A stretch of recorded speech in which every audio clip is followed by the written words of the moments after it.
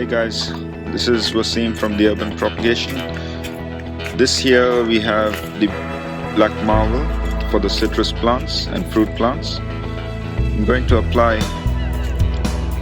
a little bit for all these plants here, as well as most of the mangoes, so that they get a spring boost of nutrition, and see how we go with that.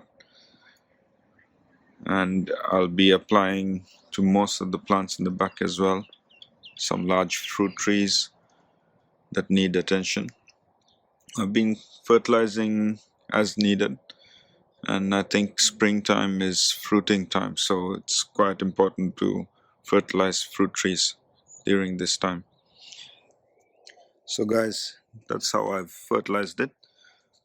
I've added some rich grow black marble citrus fertilizer to the base of the plants, and I'll be watering it in with some worm juice or worm liquid, worm poo liquid, whatever you want to call it. So that's how I'm going to be treating these guys. So this is the last for this spring. I'll let this grow and just maintain fertilizer slowly. I've fertilized these plants in the front garden, front greenhouse. I'm still getting used to saying greenhouse because I didn't have one in the front until now, so still getting used to it. And that's the rich grow black marble citrus fertilizer, citrus and fruits, I would say, because it mentions you can add it to fruit trees, and we've got citrus here and other fruits which have citric acid in them, so I'm not sure why we wouldn't be able to apply the same. So this is the front. I've done this. I'll be doing the rest of the area at the back, so hopefully I'll be able to show you when I'm done with that. Fertilizing the good old lemon tree in the backyard. This tree has been here since we moved in, and it's about 15 years old, I assume. I'm not sure, looking by the trunk. And that's the trunk, guys. So I'm going to fertilize this with rich grow marble fruit citrus mix. It's a fertilizer. You can find it at your local bunny store. Just for this kind of a size tree, you need maybe this much.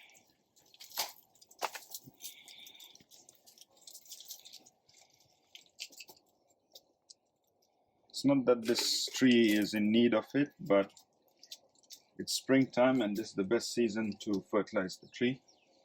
And it's got a lot of flowers already growing and it's fruiting well. But we want the plant to have more good growth rather than bad growth. And as you can see, the ants love nesting in the tree trunks. It's a major issue we have here. I've been doing my best to get rid of the ants, but they are quite persistent. And if anyone has any ideas how to stop ants, I've tried the sticky tape method, I've tried a few granule methods. Yeah, they don't give up, guys. We just have to live with them, and that's the whole idea, I guess. So I'll show you the rest of the garden and rest of the fruit trees. So please bear with us if there's any video shakes that's not clear, because we're still getting used to filming and things are going well so far. So thanks for your support, guys, and stay tuned. Yeah.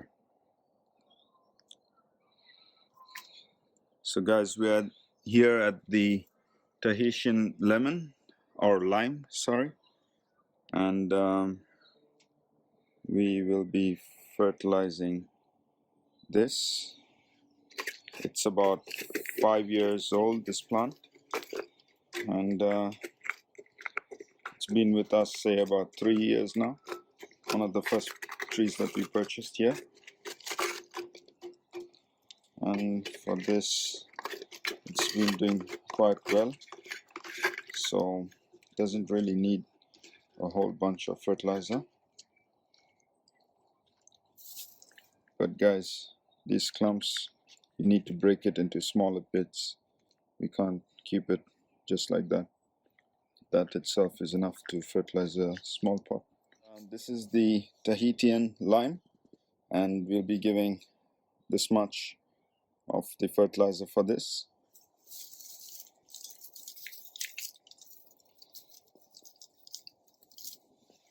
And that'll be it for this spring, because the tree is already doing well and fruiting quite a lot.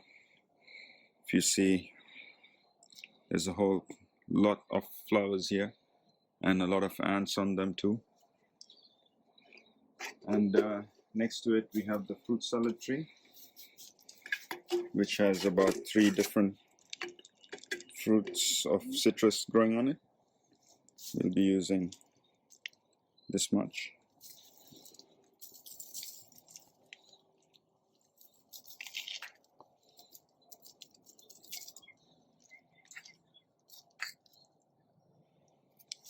And next we have the 6 varieties of apple here, which should be getting a bit more.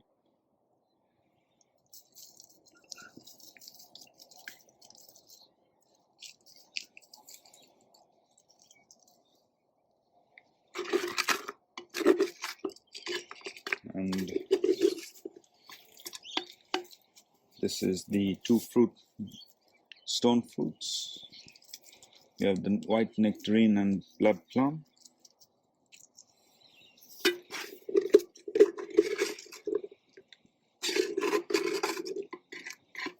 Next to it we have the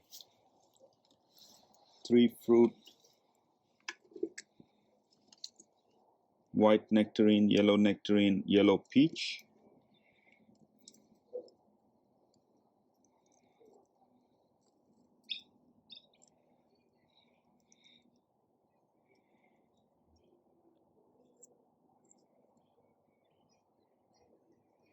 I've mounded this plant, so it has a lot of wash off, and that's why it's a bit hard fertilizing it. Most of the plants I've mounded because over the years I've noticed they tend to settle quite a lot after 6 months. So if you pot it up deep, it gets deeper within 6 months. So the roots have less place to grow, and to avoid that I tend to mound it in the pot itself. And we're almost out of fertilizer, guys, for today. I'll be using a volcanic rock mix next, and I need to purchase more citrus rich grow. Maybe I'm going to get the liquid version next time. I want to try something easier than having to use this. I'm not a big fan of dusty, powdery fertilizers. And look what it's done to the can. It's rusted dent, I think.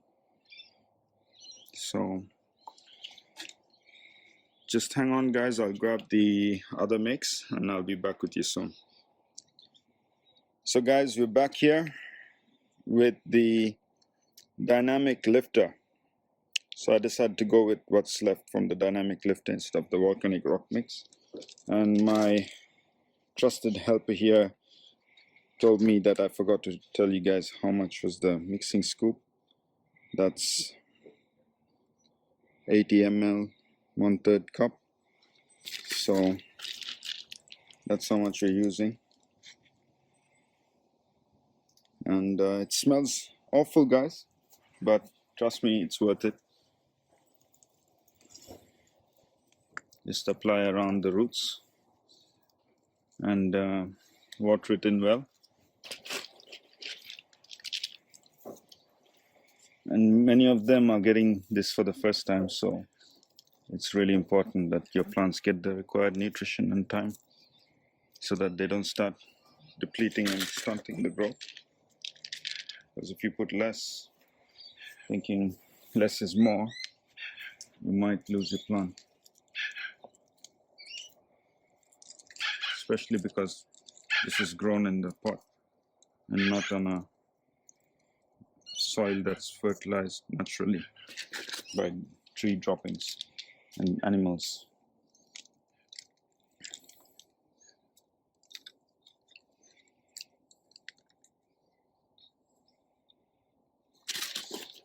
So guys, you can use any fertilizer of your preference, but I prefer using something organic like the rich grow or the dynamic lifter. I've got chickens, so we'll be getting some good manure soon, natural manure, but for now we are not cleaning up the run floor. We're letting it layer up, because about a year later it's going to be full of rich nutrition. And the native is fruiting quite a bit, so I'm going to give it a larger than normal dose. And I don't think there should be a problem of it touching the tree trunk or too close to the roots, because nature doesn't drop its leaves by choosing where it falls. It's pretty random.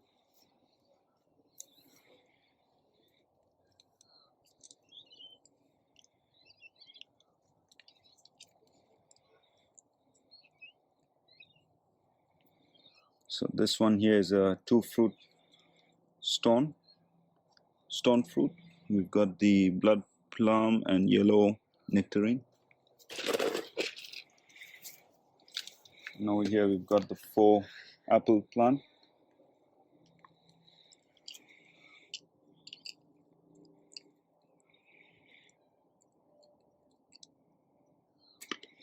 And we've got something coming on the rootstock here, which is best to take it off when it's young.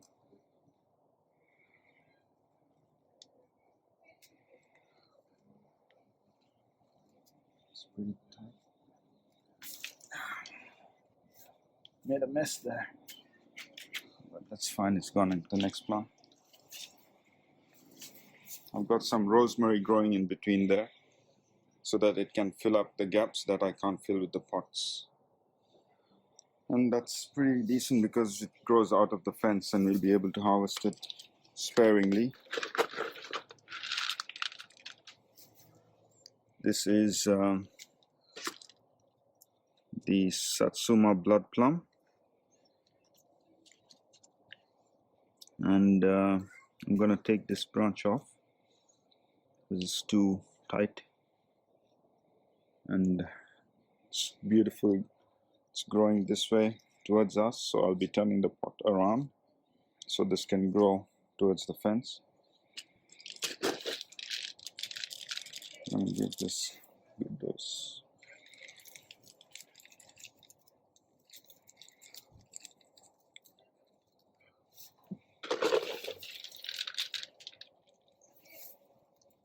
This one's the Dwarf Almond, guys. We've got more new fruits coming through. Small one there, and a couple of big ones.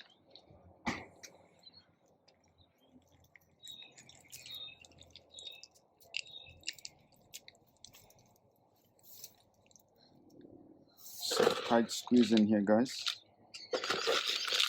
Short on space, but we make do.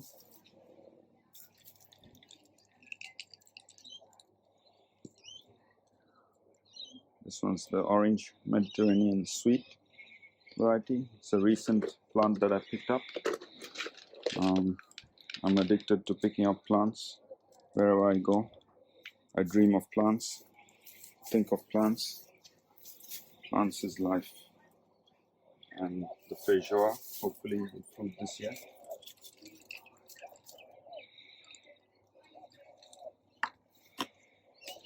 And we have the avocado reed variety.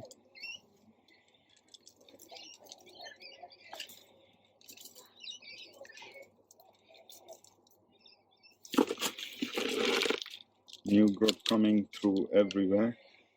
And we've got the carpenter bee taking cuttings out of the plant, but I never seem to spot them. And next for the apple, Granny Smith, who's doing a great job flowering this year.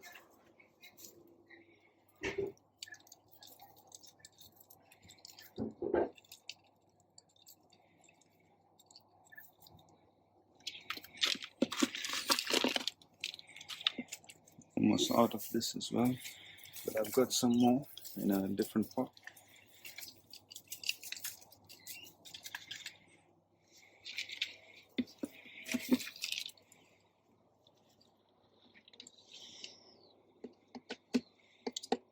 This is the best bit, guys. It's the powder version. It'll be absorbed directly, or at least much faster than the granules, or pellets, which have to break down.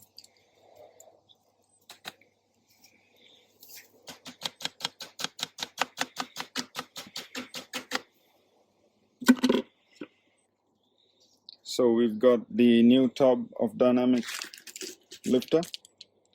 Same goes with the blueberry here. Be careful not to knock them off.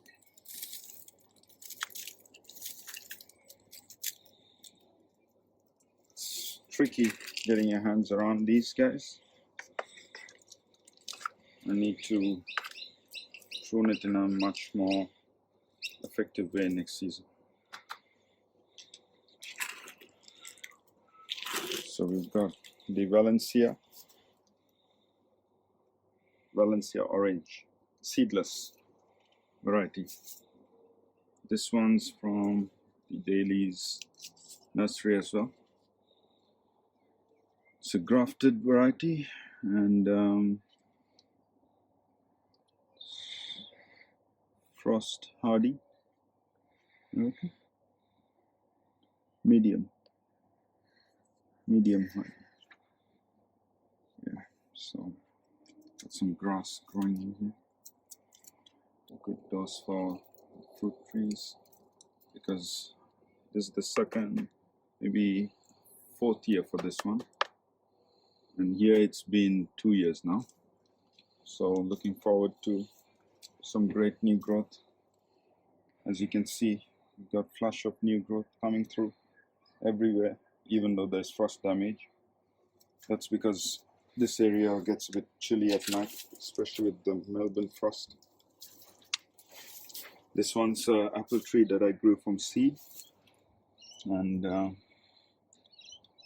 it's a variety that I have no idea what it is, because it's going to be a wild apple, and it will be pollinated by either cross-pollination, or I will use it as a healthy rootstock to graft other varieties onto.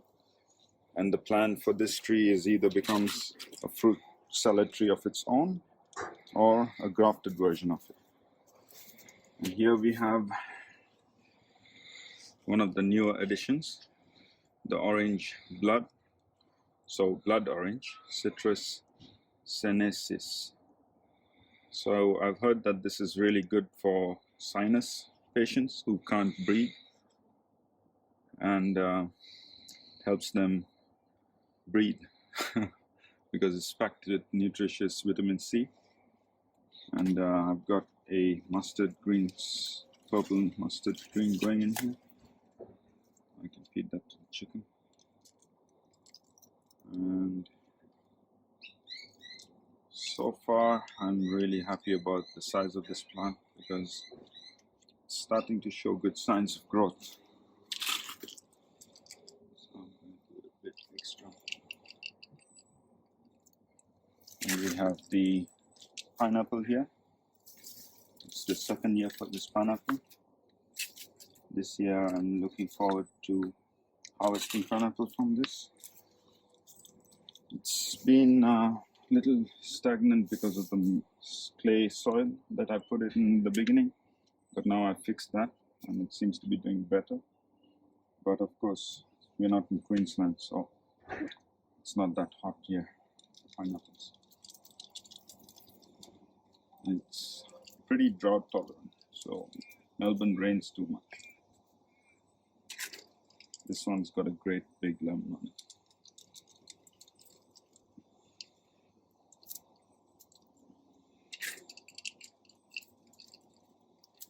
Look at what it's doing.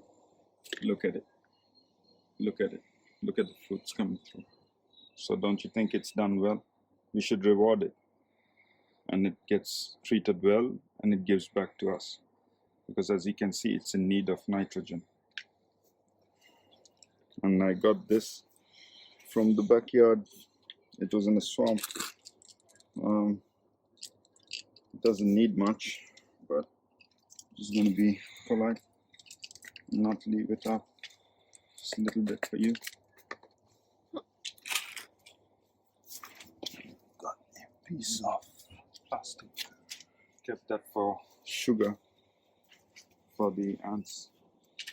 In fact, I might just give a bit more to these plants here.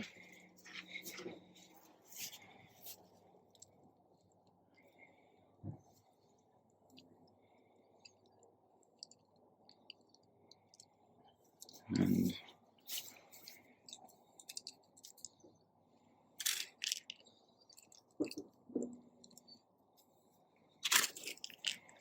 don't be afraid to fertilize your plants, guys. I don't think you can ever over fertilize a pot, because every time it rains, every time you water it, there's leaking of nutrition and it's pretty much getting washed into the soil below. So at some point they get depleted of nutrition. And we almost forgot the banana, guys. The dwarf Cavendish variety, which is hidden away in its perfect tropical condition. I'm gonna give that a huge amount, maybe 2 of this, guys, because it's got so many pups around. So we've got 1, maybe another one after this.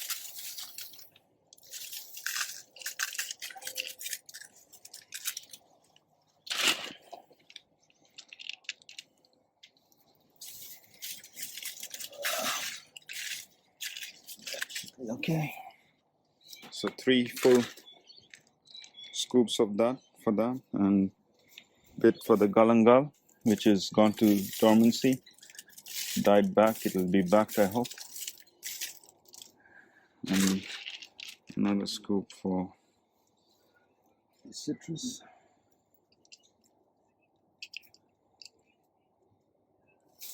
So that's the best we can do for these guys during spring to have a good harvest. The potatoes don't really need this because I've added plenty to the mix. However, I do give a lot of worm juice and fertilizer so that they can be strong and healthy and avoid disease. We'll continue in the greenhouse with the rest of the plants, guys. So guys, we are in the greenhouse now. This is the lemon that's fruiting. The pot's large, it needs to grow large. Feed it large. And the wax jumbo, survival is key. This one doesn't look like it's going to survive, but feed the dead.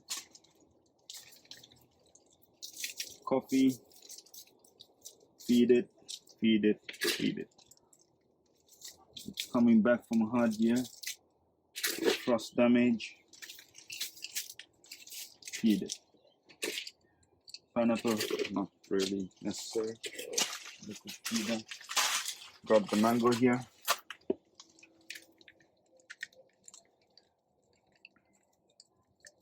It should be perfect. Got the mango on the outside.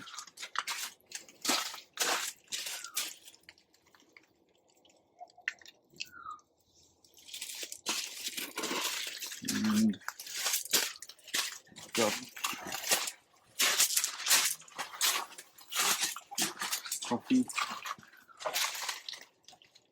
It's still young, so take it easy. Be light-handed. Don't want to kill it, like overdose it. Little at a time goes a long way with these.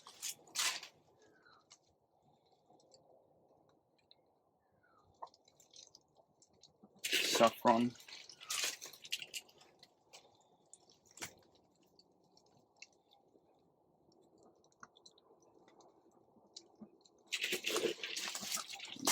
Pepper.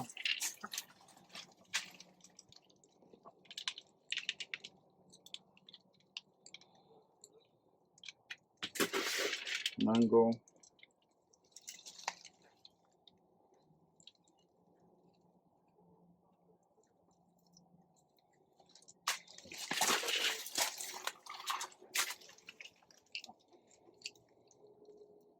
This one's impressive, guys. This is the Bambaru. I've got to do more research on this one. I mean, look at the amount of positive energy this one brings. So much fruits that could potentially be born for us to eat. But we will have to sacrifice some of it just to care for this. How romantic is that, guys? That's the connection from man and nature. Something of being born. And that's why we need to take care of nature and eat healthy, grow healthy, teach our kids so that they know what we knew later on in life. We need to pass the message to the young ones, guys. They need to get away from all the negative media and negative soft drinks adverts that make them fat and obese.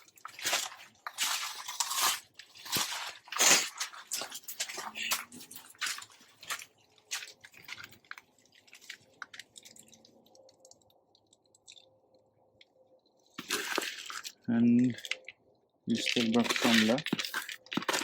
I'll probably give a good feed for the tomatoes.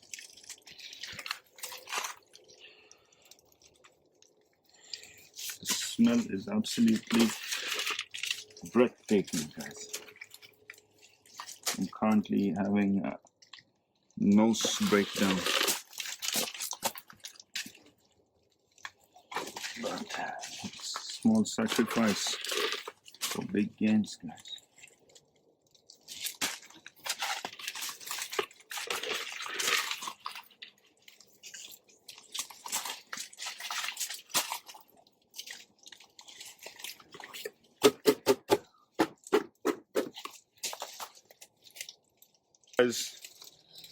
Guys, this is the blood bone meal. I'm pretty much using up all the old fertilizer that's been around. I want to purchase some bigger bags and keep it stored outdoors in the shed. So I'm going to be generous with this.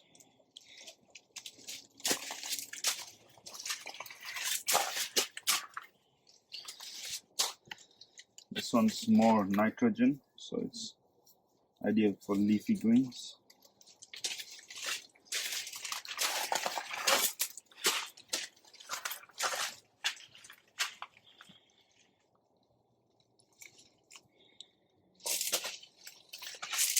We've got some overwintered chili plants here. It stayed alive over the winter.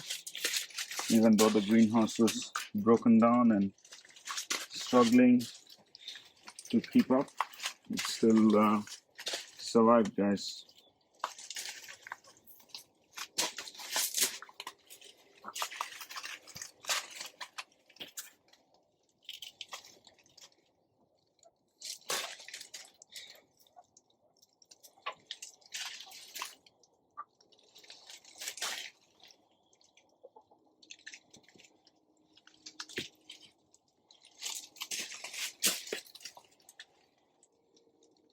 Being a little heavy-handed here and there.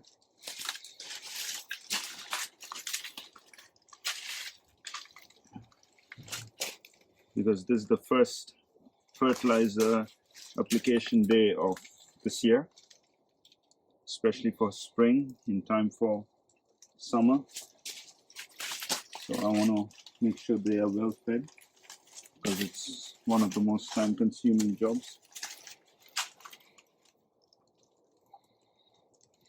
And you don't want to have to do this too often. It's getting dark in here, guys. It's getting dark in here, guys. I don't know if you can see clearly, but we're gonna film the last bit, which is the center garden. We'll be using the flashlight. So if anyone's got any sensitive eye issues, I suggest you wear sunglasses. So here goes the center half, and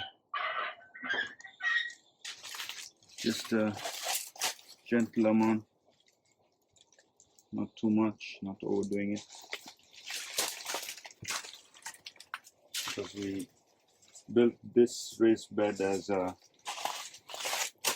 wicking bed, so most of the water tends to stay in the bottom, which means the nutrition doesn't leach out too far.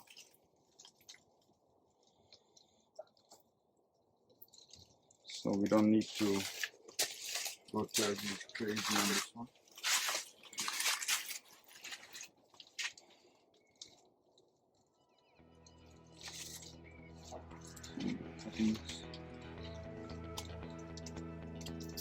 These cuttings are going to be in here for a little while.